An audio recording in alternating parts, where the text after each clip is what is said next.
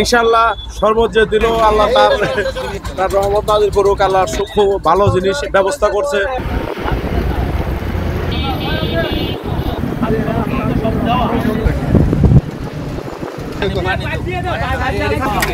বলছি না এক পাটটা দুই পাটটা বাড়াই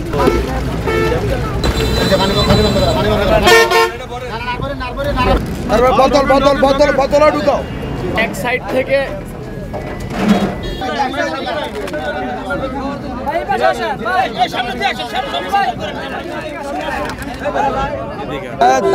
তাপদয় পড়ছে পুরো বাংলাদেশ। এই পরিস্থিতিতে আমি গতকালকে একটু অনুভব করেছি। গতকালকে জুমার নামাজে হুজুর আমাদের খতিব সাহেব হুজুর ওয়াজ করছেন যে মসজিদ মাদ্রাসাতে বা অনেক কিছুতে দান করলে যে সোয়াব তার চেয়ে অনেক বেশি সোয়াব হলে পানি পান করানোর কারণে। তো আমরা এই থেকে আমি এই তাপদহের ভিতরে তৃষ্ণার্তদেরকে, শ্রমজীবীদেরকে, রিক্সাওয়ালা, দিনমজুর যারা এই জীবনের তাগিদে এই গরমের ভিতরে পেট বাঁচানোর জন্য যারা রাস্তায় নেমে এসেছে তাদেরকে একটু সুপেয় পানি, একটু শরবতের ব্যবস্থা করে দেওয়া। এটা সবার জন্য মুক্ত, 2টা পর্যন্ত চলবে। উড়াউড়ি করেন না, আমাদের যথেষ্ট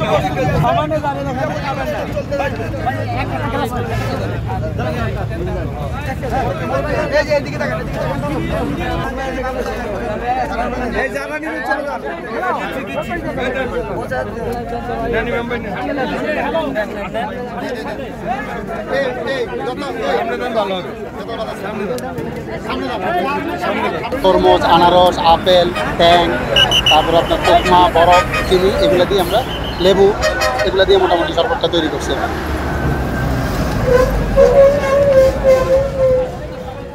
ভালো লাগছে, আয়োজনটাও খুব ভালো লাগছে।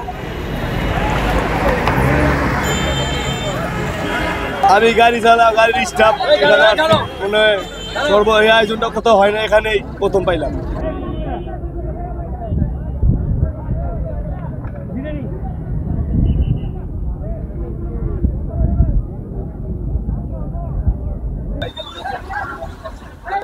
না শরবত ভালো হয়েছে, যে যাইতাছে সেই খাইতাছে।